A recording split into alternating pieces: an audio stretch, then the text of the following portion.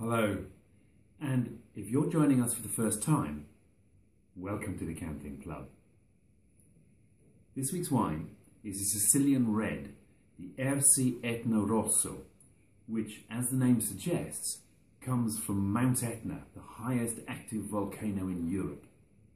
The producers, Tenuta de Fecina, call this a morning wine, which sounds a bit hardcore, but they're referring to the slope and aspect of the vineyard which faces east.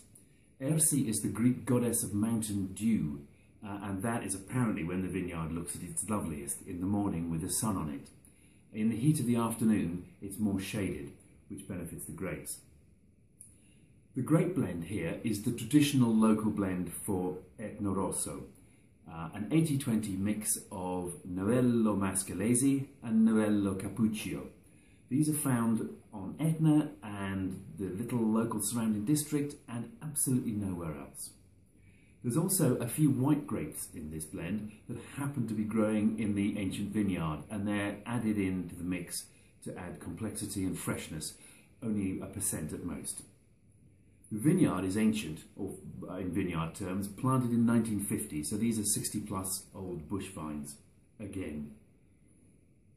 The first thing you'll notice about this is it's quite pale, just like the red we had a couple of weeks ago. The Novello Mascalese is a naturally pale skin variety.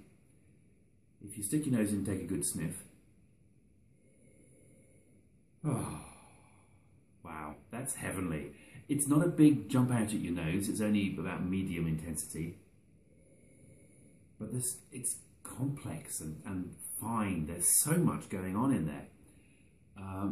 And this is actually one of the few wines you can describe as minerally. It's the latest buzzword among wine critics, and they overuse it all the time.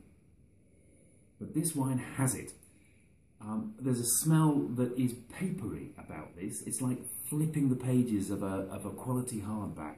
I've never had that in any wine before. It's really distinctive. And underneath that, you've got layers of red fruits, and there's a floral note, perhaps like dried roses. And there's dried herbs and spices. There's an aniseed tone, a bit like star anise, I think. So much going on in there. Let's see if it stands up to its nose.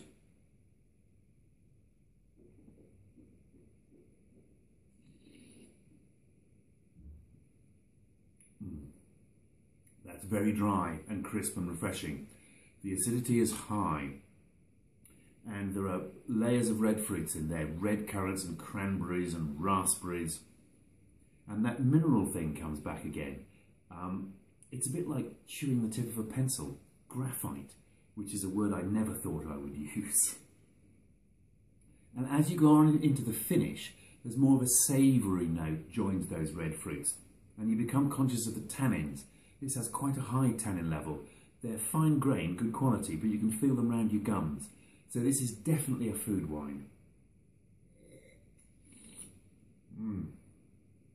I love this. It's the opposite of fat. It's slender and supple and sinewy. And it tastes like it comes from halfway up the side of a volcano. It's got such a sense of place. I love that about a wine. Cheers.